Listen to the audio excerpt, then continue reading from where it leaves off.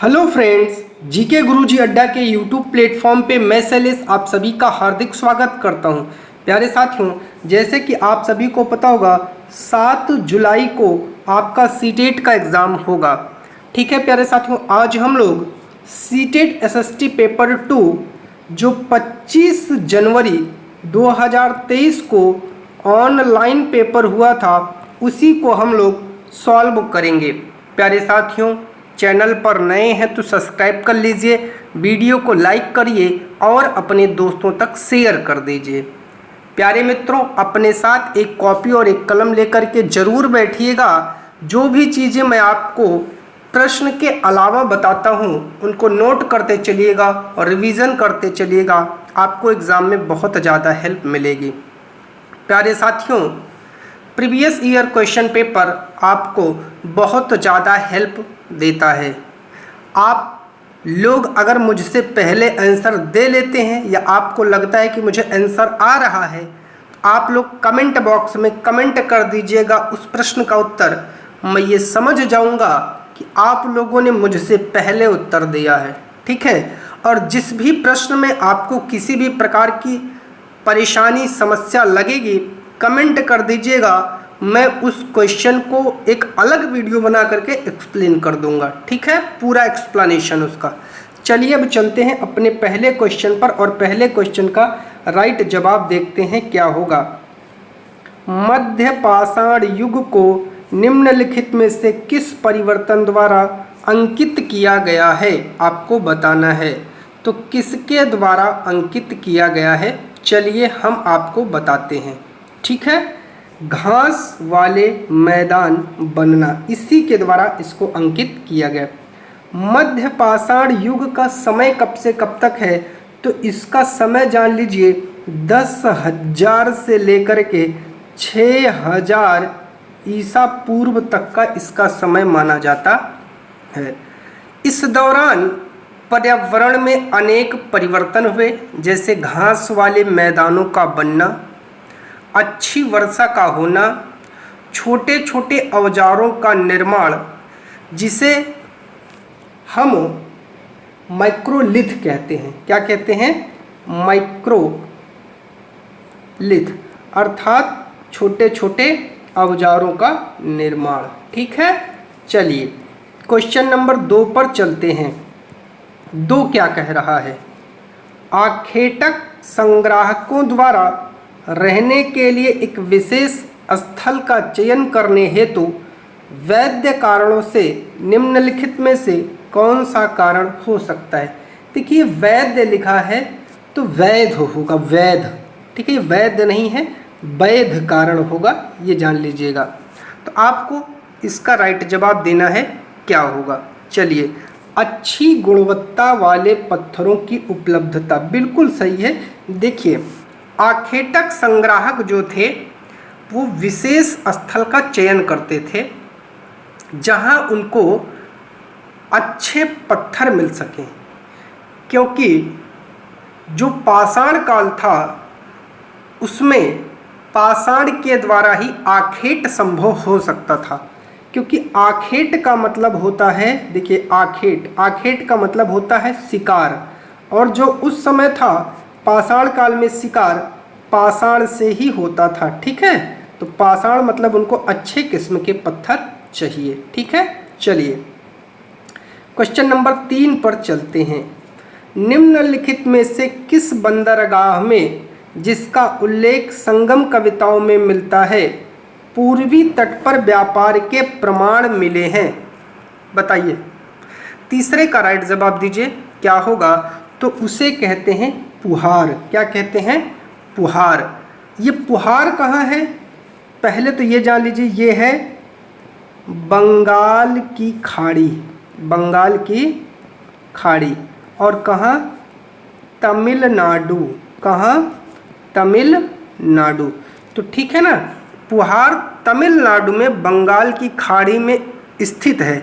और ये क्या है ये भी जान लीजिए, ये जो पुहार है एक पूर्वी तटीय बंदरगाह इसको कहते हैं। क्या है? एक बंदरगाह है। यहाँ से प्राचीन कालीन व्यापार और वाणिज्य के भी साक्ष्य मिलते हैं और यह चोल वंश की आरंभिक राजधानी है। ये भी जान लीजिए, जो चोल वंश है, चोल वंश की आरंभिक, ठीक है, आरंभिक राजधानी भी इसे कहा जाता है। तो इस प्रश्न से आपको इतनी चीज़ें जानने को मिली। चलिए चलते हैं क्वेश्चन नंबर 4 पर। आइए देखते हैं 4 का राइट जवाब क्या होगा। भारतीय उपमहाद्वीप में प्रारंभिक नगरों के संदर्भ में निम्नलिखित का मिलान कीजिए और सही विकल्प का चयन करिए और बताइए राइट जवाब क्या होगा। नगर दुर्ग, तो ये कहाँ से मिला है? नगर दुर्ग आपका मोहनजोदड़ो से मिला है। ए का 4 किस में है? इसमें है, इसमें है। अब इसी में हमको ऑप्शन चेक करना है। अग्निकुंड, देखिए अग्निकुंड ऐसे रखिएगा, अग्नि का जो कुंड होता है वो काला होता है, तो मतलब काली बंगा। तो बी का आपका क्या हो जाएगा? अग्निकुंड कहाँ से मिला है?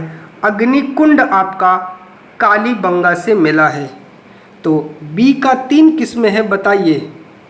ए का 4 और बी का 3 इसमें है और इसमें बी का 1 है, तो पहला ही आपका राइट जवाब हो जाएगा। भंडार गृह कहाँ से मिले हैं? हड़प्पा से और बंदरगाह लोथल से। आपका पहला वाला राइट जवाब हो जाएगा। क्वेश्चन नंबर 5 क्या कह रहा है देखते हैं। निम्नलिखित कथन ए और आर को पढ़िए, सही विकल्प का चयन कीजिए और बताइए 5वें का राइट जवाब क्या होगा। महावीर और बुद्ध दोनों ने आध्यात्मिक ज्ञान प्राप्ति के लिए घरों के त्याग पर बल दिया है, तो सही है। उनका मानना था कि संघ में रहने के लिए अपने घरों का त्याग करने वाले को ही सच्चा ज्ञान प्राप्त हो सकता है या प्राप्त कर सकता है। ये सही है और ये इसका व्याख्या करता है, इसलिए पहला आपका राइट जवाब हो जाएगा। ठीक है, चलिए चलते हैं अपने अगले क्वेश्चन पर। क्वेश्चन नंबर 6 पर क्या कह रहा है? कथक के संबंध में निम्न कथनों पर विचार कीजिए और सही विकल्प चुन करके उत्तर दीजिए। चलिए, कथक क्या है? ये भारतीय शास्त्रीय नृत्यों में से एक नृत्य है। याद रखिएगा, 15वीं तथा 16वीं शताब्दी में एक विशिष्ट नृत्य शैली के रूप में ये उभर कर सामने आया था। कथक को मुगल सम्राट एवं अभिजात वर्ग बहुत ज़्यादा पसंद करते थे। याद रखिएगा, पहला कह रहा है मुगल सम्राट एवं उनके अभिजातों के राज दरबार में कथक नृत्य प्रस्तुत किया जाता था। बिल्कुल सही है। 15वीं तथा 16वीं शताब्दी में कथक एक विशिष्ट नृत्य शैली का रूप धारण करने लगा। ये भी सही है। कथक को 19वीं शताब्दी में अधिकांश ब्रिटिश शासकों ने पसंद किया। ये गलत है, तो पहला और दूसरा आपका दोनों सही है। चलिए अब चलते हैं 7वें पर। कह रहा है ए तथा आर को पढ़िए और सही विकल्प का चुनाव करिए और बताइए राइट आंसर क्या होगा। कह रहा है शंकर अद्वैत के समर्थक थे, जिसके अनुसार जीवात्मा और परमात्मा जो कि परम सत्य है दोनों एक है। कथन सत्य है। ठीक है, चलिए आगे बात करते हैं। शंकर ने हमारे चारों ओर के संसार को मिथ्या माना, मोक्ष प्राप्त करने के लिए संसार का परित्याग करने का उपदेश दिया। आर भी सही है और आर जो है वो इस ए की व्याख्या करता है, इसलिए पहला आपका राइट जवाब हो जाएगा। 8वें पर चलते हैं। निम्नलिखित में से किस व्यवस्था के अंतर्गत सिखों ने किसानों से उनकी उपज का 20% कर के रूप में लेकर बदले में उन्हें संरक्षण प्रदान किया? तो देखिए ये आपका राखी होगा। क्या होगा? राखी। जो राखी व्यवस्था है, इसके तहत जो सिख हैं उन्होंने किसानों से उनकी उपज का 20% लिया और बदले में उन्हें संरक्षण प्रदान किया। चलिए क्वेश्चन नंबर 9 पर चलते हैं। कह रहा है निम्नलिखित में से किस समाज सुधारक ने प्राचीन ग्रंथों का उपयोग यह सुझाव देने के लिए किया कि विधवाएं पुनर्विवाह कर सकती हैं? तो आपको जवाब देना होगा कौन व्यक्ति था, तो वो था ईश्वर चंद्र विद्यासागर। ठीक है, इन्होंने विधवा पुनर्विवाह के लिए सर्वप्रथम वकालत की। और होता क्या है, लॉर्ड कैनिंग के समय, किसके समय जानते रहिएगा, लॉर्ड कैनिंग के समय विधवा पुनर्विवाह अधिनियम, विधवा, ठीक है, विधवा पुनर्विवाह अधिनियम 1856 पारित किया गया, जिससे सती प्रथा जैसी कुप्रथाओं पर अंकुश लग गया। तो ये चीज़ें भी आपके लिए इम्पॉर्टेंट है, जानते रहिएगा। 10वें पर चलते हैं और 10वें का राइट जवाब देखते हैं क्या होगा। 1820 के बाद के वर्षों में मुंबई प्रेसिडेंसी के कई विद्यालयों में क्यों कुछ जातियों के किशोर विद्यार्थियों को केवल कक्षा के बाहर बरामदे में बैठने और पाठों को सुनने की अनुमति दी गई थी? बताइए इसका राइट जवाब क्या होगा, तो बताना है। चलिए इसका राइट जवाब क्या होगा, क्योंकि उन्होंने फीस नहीं दी थी। क्या ये सही है? बताइए। तो ये गलत है, क्योंकि जब कक्षा में पाठ पढ़ाया जा रहा था तब वे अनावश्यक शोर कर रहे थे। गलत है। या महसूस किया गया कि ये विद्यार्थी उस कक्षा कक्ष को प्रदूषित कर देंगे जहां अन्य जातियों के विद्यार्थियों को पढ़ाया जा रहा है। बिल्कुल सी आपका राइट जवाब हो जाएगा। ठीक है, आपका राइट जवाब क्या हो जाएगा, सी वाला हो जाएगा, याद रखिएगा।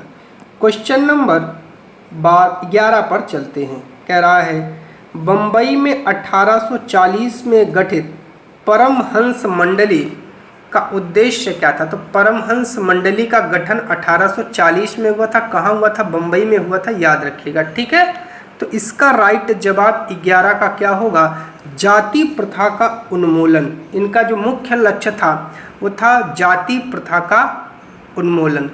परमहंस मंडली जो है इसकी स्थापना किसने की थी? अगर आपसे पूछ ले तो इसकी स्थापना दुर्गा राम, नोट कर लीजिएगा, दुर्गा राम मेहता जी, इन्होंने इसकी स्थापना किया था। और इनके साथ में थे दबोबा पांडुरंग और अन्य लोग, जिसका मुख्य उद्देश्य था कि जाति प्रथा का उन्मूलन किया जाए। क्वेश्चन नंबर 12 क्या कह रहा है, आइए देखते हैं। राष्ट्रवाद और कला के संबंध में निम्न का मिलान कीजिए और सही विकल्प का चयन कीजिए। और 12 का राइट जवाब आप लोग दीजिए क्या होगा। देखिए, कृषि संधान जो है आपका, उसका मिलान राजा रवि वर्मा से होगा। ए का 4 किस में है? दूसरे में और तीसरे में। चलिए, जातु गृह दाह, चलिए इसको अभी छोड़ते हैं। अगला मेरी माँ, तो मेरी माँ अविंद्रनाथ टैगोर, सी का 2 किस में है? देखिए, तो सी का 2 तीसरे में है, तो बिल्कुल यही आपका राइट जवाब हो जाएगा, तीसरा। ठीक है, पूर्व के आदर्श ओका कौन है? ओकाकुरा, ठीक है, काकुजो, और जातु गृहदाह नंदलाल बोस। अब आपका तीसरा राइट जवाब हो जाएगा। चलते हैं अगले क्वेश्चन पर, क्वेश्चन नंबर 13 पर। 13 क्या कह रहा है, देखते हैं। विलय नीति का प्रयोग करके ईस्ट इंडिया कंपनी द्वारा अधिग्रहित किए गए भूभागों का सुमेल कीजिए और सही विकल्प का चयन करिए। सतारा को कब जो है विलय किया गया? तो सतारा को 48 में विलय किया गया। संभलपुर को 1850 में किया गया।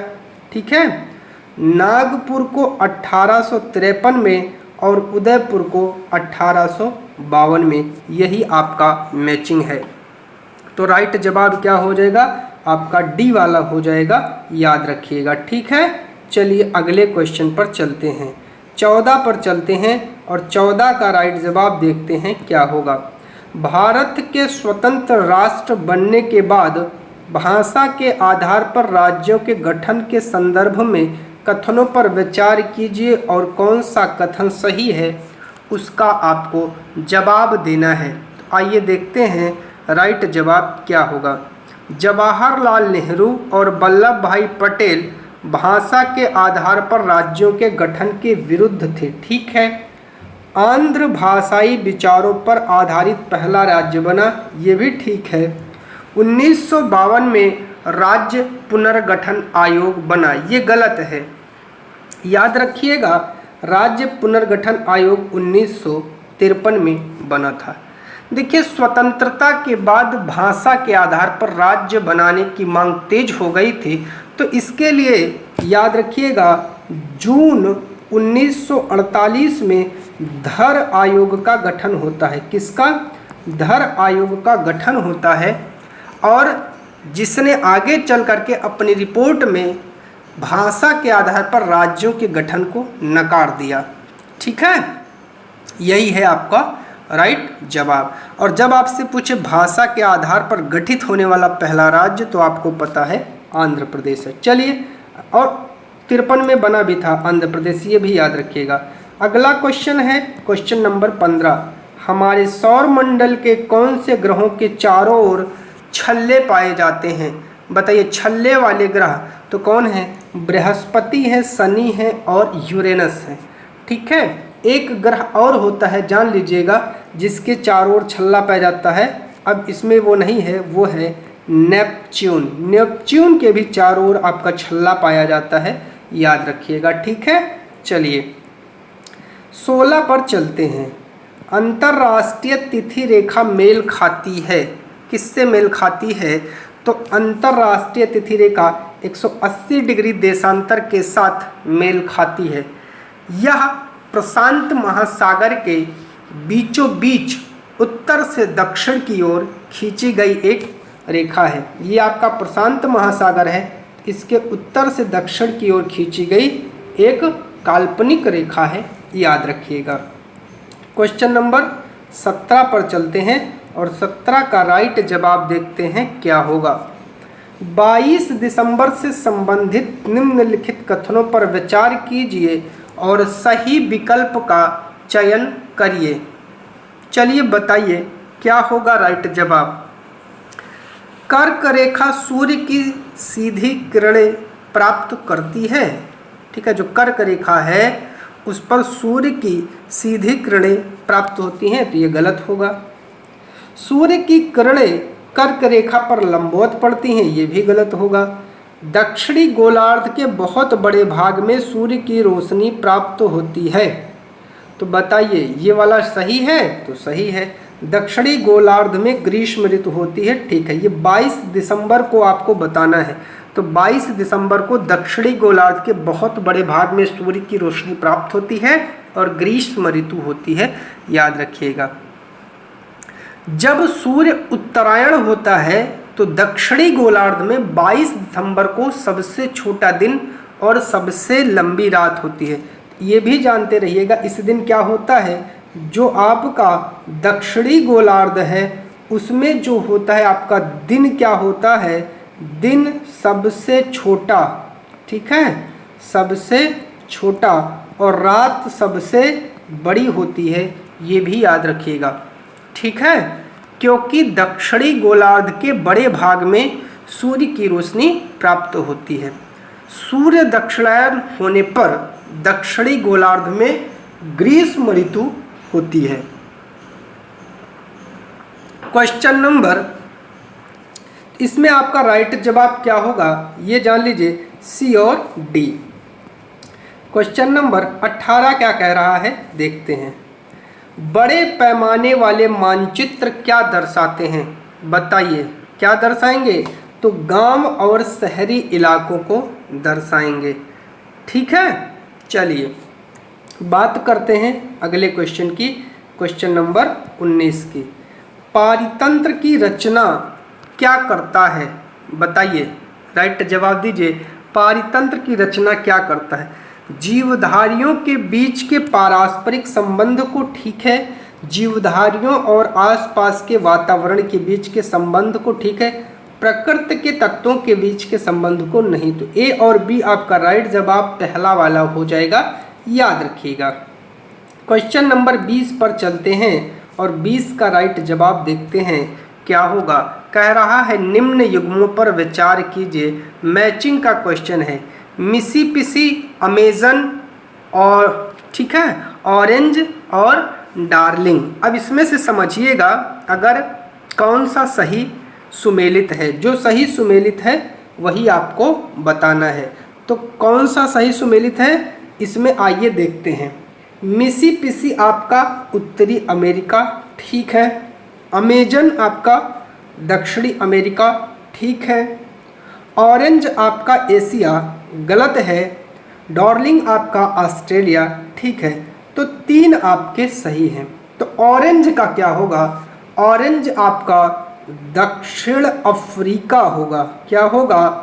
ऑरेंज आपका दक्षिण अफ्रीका होता है, याद रखिएगा, ठीक है। चलिए क्वेश्चन नंबर 21 पर चलते हैं।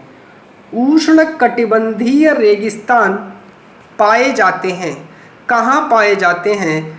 महाद्वीपों के पश्चिमी भाग में या पश्चिमी किनारों पर पाए जाते हैं, याद रखिएगा। इसका सबसे बड़ा कारण यह है कि जो महाद्वीप के पूर्वी तटीय क्षेत्र हैं वहाँ से चलने वाली मानसूनी हवाएं पूर्वी तट से आर्द्रता ग्रहण करने के पश्चात पूर्वी तटीय क्षेत्र में घनघोर वर्षा करती हैं तथा पश्चिमी क्षेत्र तक जाते जाते यह आर्द्रता बहुत निम्न मात्रा में रह जाती है, ठीक है। चलिए अगले क्वेश्चन पर चलते हैं और अगले क्वेश्चन का राइट जवाब देखते हैं क्या होगा। क्वेश्चन नंबर 22 क्या कह रहा है? समताप मंडल के बारे में निम्न कथनों पर विचार करें और सही विकल्प का चयन करें, ठीक है। चलिए राइट जवाब क्या होगा? यह परत बादलों से लगभग मुक्त होती है, ठीक है। इसमें ओजोन गैस की परत होती है, ठीक है, ठीक है। वही ओजोन परत है जो सूर्य से आने वाली अल्ट्रावायलेट किरणों से हमारी रक्षा करती है। 50 किलोमीटर की ऊंचाई तक इसका विस्तार होता है। तीनों के तीनों कथन आपके सही हैं। थोड़ा सा और जान लीजिए, यह मंडल बादलों के गरज एवं विद्युत तड़प से मुक्त होता है, ठीक है, ये भी जानते रहिएगा। और इसमें मानसून की गतिविधियां नहीं होती हैं, ठीक है, मानसून की गतिविधियां नहीं होती हैं। चलिए अगले क्वेश्चन पर चलते हैं। अगला क्वेश्चन है 23 क्या कह रहा है, आइए देखते हैं। उच्च ज्वार के बारे में निम्न कथन को पढ़िए और सही पहचान करके आंसर बताइए क्या होगा। कह रहा है उच्च ज्वार नव संचालन में सहायक होता है। तो बताइए उच्च ज्वार नव संचालन में सहायक होता है, ठीक है। और उच्च ज्वार मछली पकड़ने में सहायक होता है, दोनों आपके सही हैं। अमावस्या और पूर्णिमा के दिन सूर्य, चंद्रमा और पृथ्वी तीनों एक सीध में होते हैं, जिसके प्रभाव के कारण ज्वार की ऊंचाई सामान्य ऊंचाई से 20% अधिक होती है। इसे ही बृहद ज्वार या उच्च ज्वार कहते हैं, ठीक है। चलिए 24 पर चलते हैं। नदी का मुहाना क्या होता है? आप लोग बताइए।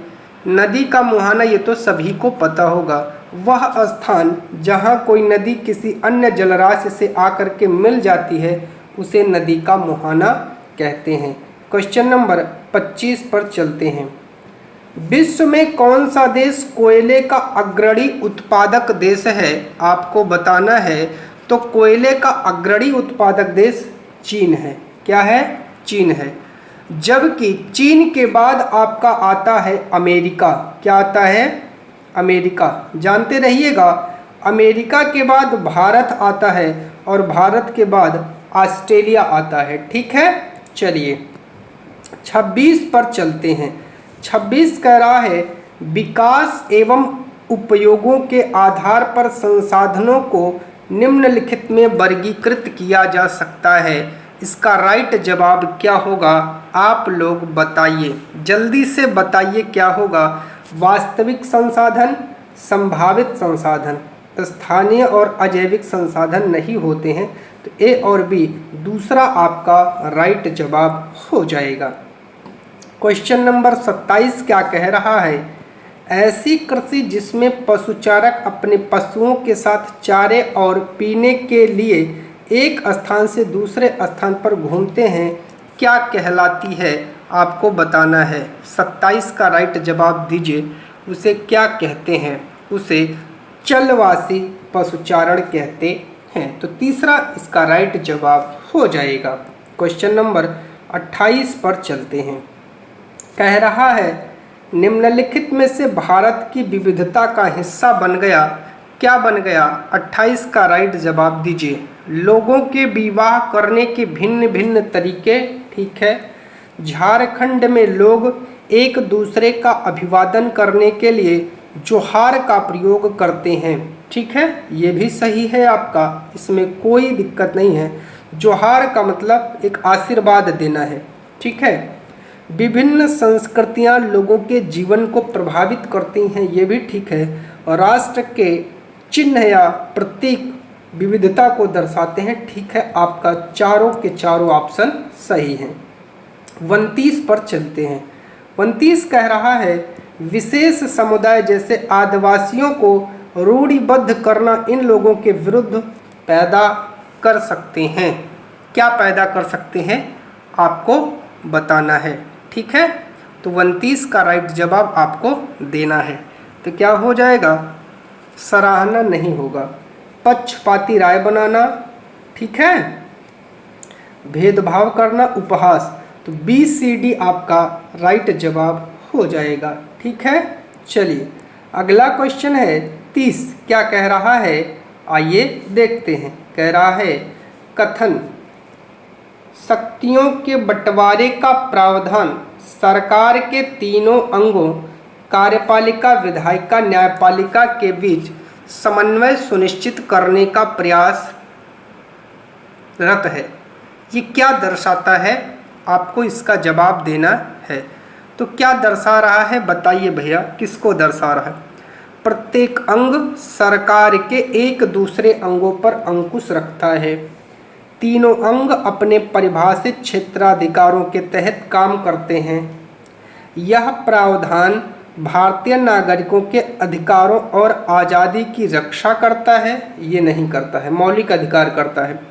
यह प्रावधान केंद्र और राज्य सरकारों के बीच सुगम लेन देन को सुनिश्चित करता है। तो नहीं, ए और बी आपके राइट जवाब हो जाएंगे। 31 पर चलते हैं। भारत का राष्ट्रपति मुखिया होता है, किसका मुखिया होता है बताइए। तो जो भारत का राष्ट्रपति है वो राज्य का मुखिया होता है, क्योंकि जो भारत है वो राज्यों का एक संघ है और संविधान में भारत के लिए राज्य शब्द का प्रयोग किया गया। यहाँ स्टेट मत ले लीजिएगा, ठीक है, यहाँ स्टेट मत ले लीजिएगा जो आपके स्टेट वाला राज्य है, यहाँ भारत को राज्य ही कहा गया है। ठीक है, चलिए 32 पर चलते हैं। कह रहा है निम्न में से किस स्थिति में भूमिहीन खेतिहर मजदूर के पाए जाने की संभावना कम है, आपको इसका जवाब देना है। घर में टोकरी बनाने में, निर्माण स्थल, कपड़ा फैक्ट्री में सुपरवाइजर के रूप में, जंगल से लकड़ियां चुनने में। तो तीसरा आपका राइट जवाब हो जाएगा, केवल तीसरा।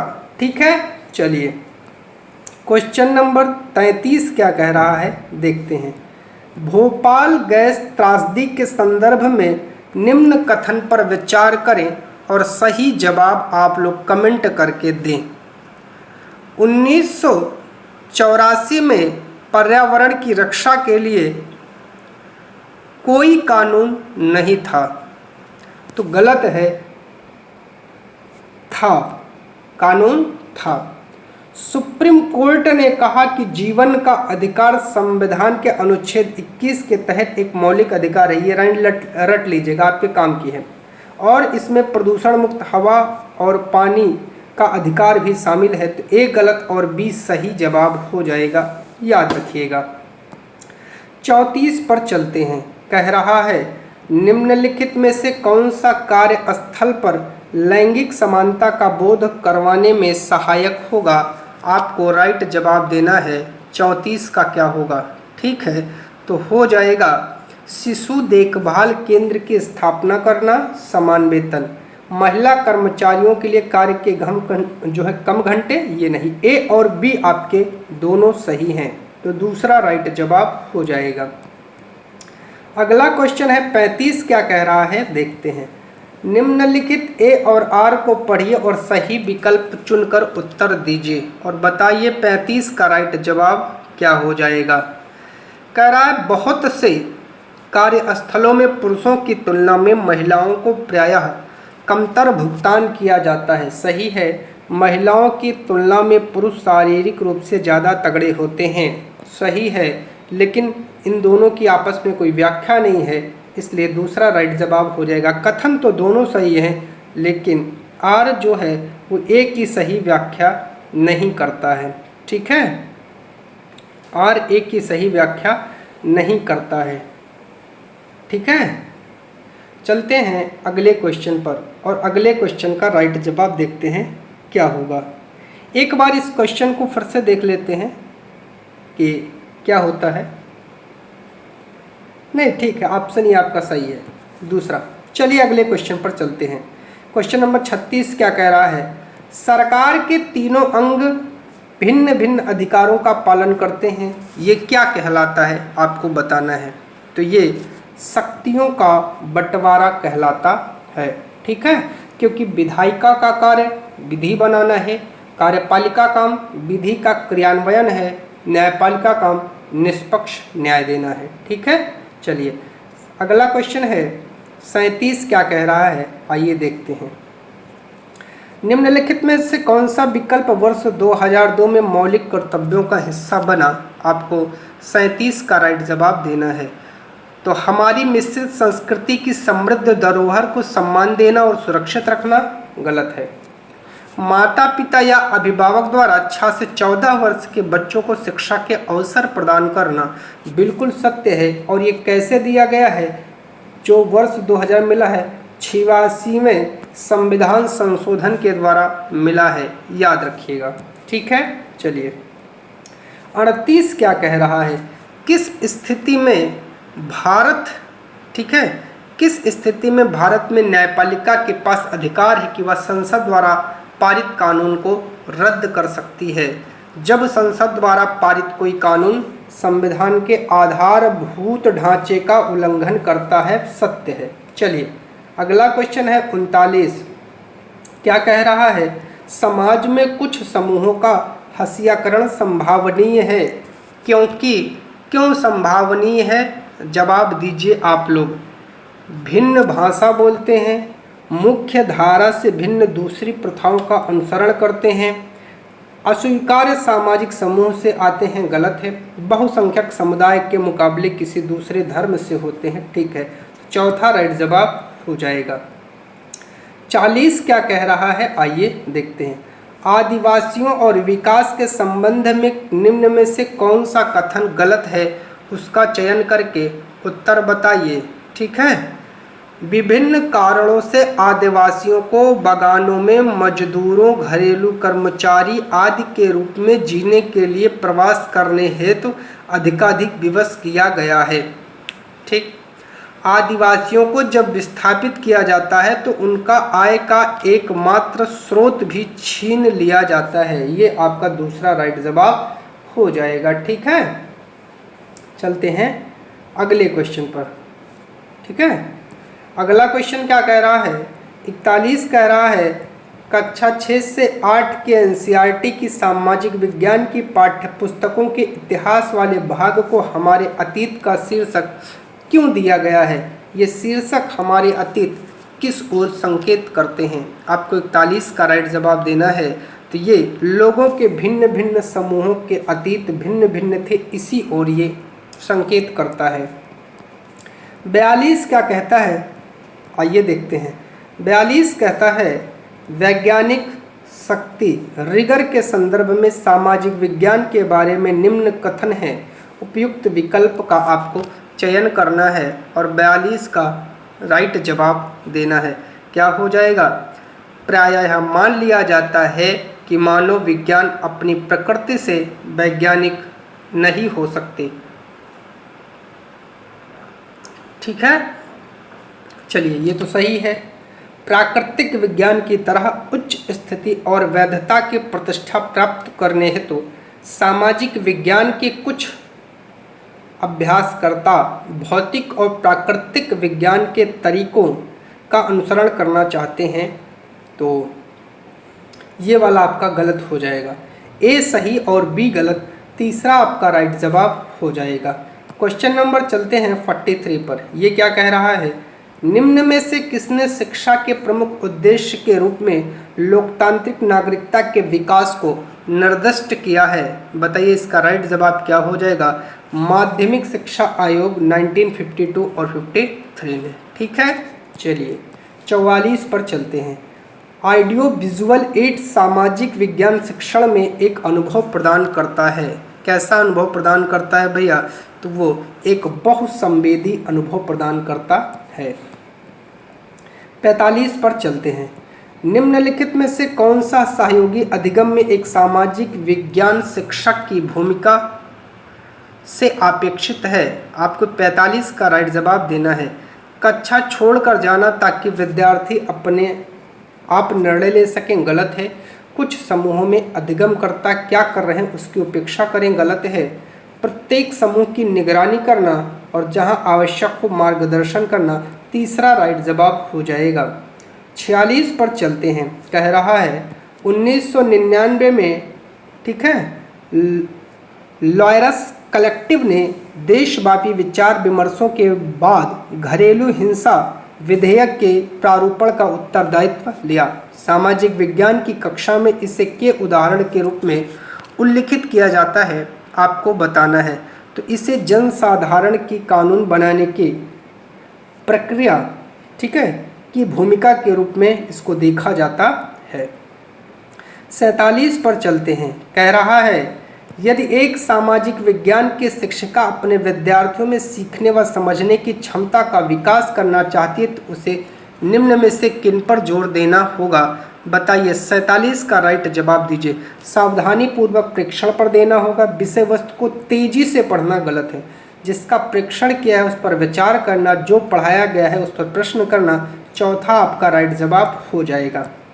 चलिए 48 पर चलते हैं। क्या कह रहा है, आइए देखते हैं। सामाजिक विज्ञान में जो तर्क संगत चिंतन को प्रोत्साहित करता है वो क्या होगा, बताइए। तर्क संगत चिंतन को जो प्रोत्साहित करता है। एक कक्षा वाद विवाद में सामाजिक समस्या पर बहस करने के लिए विद्यार्थी प्रमाण लाते हैं, ठीक है, ये तो सही है। और अगला क्या होगा, कक्षा में विद्यार्थियों के प्रश्न पूछने की संख्या पर कोई रोक नहीं है, ये भी ठीक है। मुख्यतः उन्हें विद्यार्थियों को उत्तर देने के लिए प्रोत्साहित करना जो पीछे की बेंचों पर बैठे, ये तो आप भेदभाव कर रहे हैं, गलत है। कक्षा में विद्यार्थियों के बोलने का समय शिक्षक के बोलने के समय के बराबर हो, तो डी भी आपका सी राइट जवाब चौथा हो जाएगा। चलिए अगले क्वेश्चन पर चलते हैं। 49 का राइट जवाब देखते हैं क्या होगा। चलिए, निम्नलिखित में से कौन से प्रश्न सामाजिक विज्ञान की कक्षा में आलोचनात्मक चिंतन कौशल को प्रोत्साहित करते हैं। 49 का राइट जवाब आप सभी को देना है। तो हाल ही में भारतीय संविधान ने अनुच्छेद 370 हटा दिया, इस एक्ट के पक्ष और विपक्ष में क्या है, ठीक है। मकर रेखा से कर्क रेखा की ओर सूर्य की गति की व्याख्या कीजिए। तो देखिए ये आपका नहीं होगा, ठीक है, इसमें आलोचनात्मक चिंतन नहीं होगा। अगला क्या कह रहा है, क्या आप सोच सकते हैं कि भारत में धर्म के संबंध में स्वतंत्रता का अधिकार सही प्रकार से नियोजित हो पाता है। क्या यह भारत को एक धर्मनिरपेक्ष देश बनाता है, तो सी सही हो जाएगा। कितने देशों के साथ भारत अपनी सीमा को साझा करता है, उनके नाम। ये तो रटने वाले प्रश्न हो गए, तो ए और सी आपका राइट जवाब हो जाएगा। चलिए 50 पर चलते हैं। 50 क्या कह रहा है देखते हैं। नीचे मानचित्र में प्रयोग होने वाले मापन प्रणाली के दो समुच्चय दिए गए, प्रत्येक समुच्चय में विषम की पहचान करना है और बताना है विषम क्या है। ठीक है, तो इसका राइट जवाब क्या हो जाएगा? फीट। फीट का क्या होगा बताइए? ठीक है, और सेंटीमीटर का क्या होगा? मीटर का क्या होगा? किलोमीटर का क्या होगा? चलिए, तो आपको राइट जवाब देना है। ठीक है, एक तो ए इसमें और इसमें आपका 4, ये दोनों विषम समुच्चय हैं। ठीक है, क्योंकि सेंटीमीटर, मीटर, किलोमीटर एक का है, मील, फल्लांग, इंच एक का है, यहाँ सेंटीमीटर अलग है। तो आपका दूसरा राइट जवाब हो जाएगा। चलिए चलते हैं 51 पर। 51 का राइट जवाब देखते हैं क्या होगा। मानचित्र पर एक स्थान को ढूंढना जुड़ा है के कौशल के साथ जुड़ा है। आपको 51 का राइट जवाब देना है। बताइए 51 का राइट जवाब क्या होगा? तो याद रखने, बोध और मूल्यांकन, अनुप्रयोग। बताइए क्या क्या इसका राइट जवाब होगा? आपको इसका राइट जवाब देना है। एक तो याद रखना होता है, एक बोध होता है और एक अनुप्रयोग होता है, मूल्यांकन नहीं होगा। ठीक है, ए बी सी तीसरा आपका राइट जवाब हो जाएगा। ठीक है, चलिए 52 पर चलते हैं और 52 का राइट जवाब देखते हैं क्या होगा। सामाजिक विज्ञान के संबंध में दिए गए ए और आर को पढ़ें और सही विकल्प का चयन करें। ठीक है, चलिए भारत में सामाजिक विज्ञान पाठ्यक्रम का संगठन मुख्यतः विषय आधारित है। ठीक है, कई सामाजिक विज्ञानों को एक विषय के अंदर लाने पर विद्यालय के छात्रों को पढ़ने में कठिनाई होती है। ठीक है, और ये इसकी व्याख्या भी करता है, तो पहला आपका राइट जवाब हो जाएगा। ठीक है, चलिए क्वेश्चन नंबर 53 क्या कह रहा है, आइए देखते हैं। सामाजिक विज्ञान के कथन ए आर को पढ़िए और सही विकल्प का चयन करके बताइए 53 का राइट जवाब क्या होगा।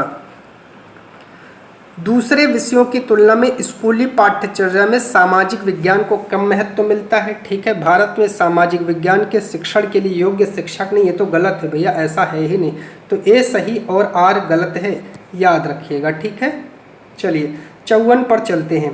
कह रहा है अतीत में मुद्रा के विभिन्न स्वरूपों को पढ़ाने हेतु निम्न में से किन्हें प्राथमिक स्रोतों की तरह प्रयोग में लाया जा सकता है।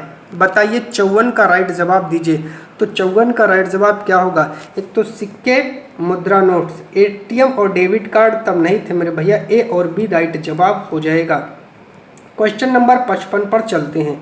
करके सीखना सिद्धांत सबसे उपयुक्त है, किसमें सबसे उपयुक्त है आपको बताना है। करके सीखना ये परियोजना विधि के लिए सबसे ज़्यादा महत्वपूर्ण है। करके सीखना परियोजना विधि के लिए, प्रोजेक्ट मेथड के लिए सबसे बढ़िया है लर्निंग बाय डूइंग। ठीक है, चलिए 56 पर चलते हैं और 56 का राइट जवाब देखते हैं क्या होगा। भूगोल की कक्षा में ग्लोब के साथ प्रश्न पूछना का भाग है। आपको 56 का राइट जवाब देना है, क्या होगा? रचनात्मक आकलन का और योगात्मक आकलन का नहीं, नैदानिक आकलन का, अधिगम का आकलन नहीं है। ए और सी आपके राइट जवाब हो जाएंगे। 57 क्या हो जाएगा आइए देखते हैं। एक सामाजिक विज्ञान के शिक्षक द्वारा अभ्यास की पुस्तिका जांचने की गतिविधि हिस्सा या भाग बनती है, किसका भाग बनती है आप लोग बताइए। तो वो रचनात्मक आकलन का, अधिगम के आकलन का, औपचारिक आकलन का, योगात्मक आकलन का नहीं होता। तो ए बी डी आपका तीसरा राइट जवाब हो जाएगा। ठीक है, चलिए अगला क्वेश्चन है 58।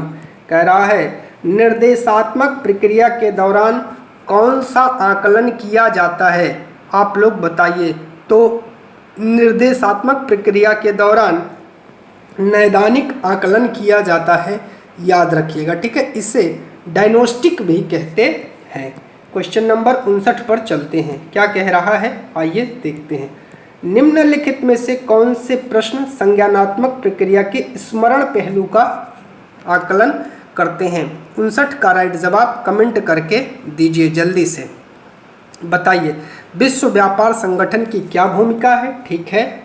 विभिन्न देशों के बीच न्याय संगत व्यापार को प्रोत्साहित करने के लिए क्या किया जा सकता है? यहाँ आलोचनात्मक हो जाएगा। हरित क्रांति ने भारत को अनाज के मामले में आत्मनिर्भर बनाया है, समझाइए, आलोचनात्मक हो जाएगा। बंदोबस्त क्या है? इनका जवाब आप रट करके दे सकते हैं, इसलिए स्मरण पे है, तो ए और डी राइट जवाब हो जाएगा। अगला क्वेश्चन है 60, लास्ट क्वेश्चन है आज के इस सेशन का। निम्नलिखित में से प्रश्नों में से कौन सा प्रश्न सामाजिक विज्ञान में मूल्यांकन के कौशल को आंकते हैं? आपको लास्ट क्वेश्चन का राइट जवाब देना है। तो पहला कह रहा है, चलिए, महात्मा गांधी राष्ट्रीय ग्रामीण रोजगार गारंटी अधिनियम के कार्यान्वयन का वर्णन कीजिए। नहीं, ठीक है। मूल्यांकन के कौशल को आंकते हैं। क्या आप समझते हैं कि महात्मा गांधी राष्ट्रीय ग्रामीण रोजगार गारंटी अधिनियम के माध्यम से जीवन का अधिकार सुनिश्चित करते हैं? ये हो जाएगा। पोषण अभियान क्या है? इस योजना के मुख्य लाभार्थी कौन है? ये भी नहीं होगा। क्या आप इस कथन से सहमत है कि सिपाही बगावत कुछ नहीं अपितु भारत का पहला स्वतंत्रता संग्राम है? डी। तो बी और डी चौथा आपका राइट जवाब हो जाएगा। ठीक है। तो प्यारे साथियों, देखिए, इस प्रकार हम लोगों ने आज की इस वीडियो में 60 क्वेश्चन किए हैं, और इन 60 क्वेश्चनों में अगर आपको किसी भी प्रकार की कोई समस्या हो, कोई परेशानी हो, ऐसा लग रहा हो कि किसी भी क्वेश्चन में हमको प्रॉब्लम हो सकती है, तो कमेंट कर दीजिएगा, उसका सलूशन आपको दे दिया जाएगा। अब 2 से 3 दिनों के अंदर लगभग जितने भी ऑनलाइन आपके प्रीवियस ईयर क्वेश्चन पेपर आए थे उन सबको मैं सॉल्व करवा दूंगा, और जितना बेहतरीन ढंग से आप प्रीवियस ईयर क्वेश्चन पेपर को सॉल्व करके जाएंगे एग्ज़ाम में, उतना ही ज़्यादा बेनिफिट आपको मिलने वाला है। प्यारे साथियों, इसका कोई तोड़ नहीं है, ठीक है। और लगातार आप रिवीजन करते रहिए, जो भी चीज़ें आपको आती हैं उनका रिवीजन करते रहिए। आज के लिए बस इतना ही। चैनल पर जुड़ने के लिए आप सभी का बहुत बहुत धन्यवाद प्यारे साथियों। और एक चीज़ मैं आपको और बता देता हूँ, थोड़ा सा बस लास्ट एक चीज़ ये जानते रहिएगा, जो भी चीज़ें आपको क्वेश्चन के साथ एक्स्ट्रा बताई जाती हैं उनको आप अलग से नोट कर लिया करिए, क्योंकि वो चीज़ें भी आपके एग्ज़ाम में कहीं ना कहीं आ सकती हैं, इसीलिए उनको बताया जाता है। तो उनको नोट करके उनका रिवीजन करते रहिए। कहीं ना कहीं जैसे मान लीजिए कोई टॉपिक आया गांधी जी से संबंधित, जब उनका एक्सप्लेनेशन होता है तो 2-4 बिंदु अलग से बताए जाते हैं, उनको जरूर नोट करिए, क्योंकि हो सकता है उस क्वेश्चन से रिलेटेड आपकी बार उस टाइप का प्रश्न बन जाए जो इस वाले प्रश्न में नहीं है। तो ठीक है, ऐसा भी करने का आपको प्रयास करना है। ठीक है, चलिए, तो बस आज की वीडियो को यहीं पर रोकते हैं। और ठीक है, आप अपनी पढ़ाई को लगातार जारी रखिए, आप अपनी पढ़ाई को बिल्कुल मत रोकिए। बस अब बहुत कम समय बचा है और लगातार तैयारी करते रहिए। बहुत बहुत धन्यवाद आप सभी को प्यारे मित्रों।